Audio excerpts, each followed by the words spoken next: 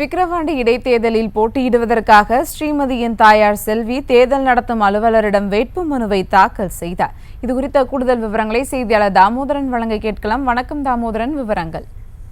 வணக்கம் சுபா. விக்கிரவாண்டி இடைத்தேர்தல் அறிவிக்கப்பட்டு தற்பொழுது பலர் வேட்புமனுவை தாக்கல் செய்துள்ளனர்.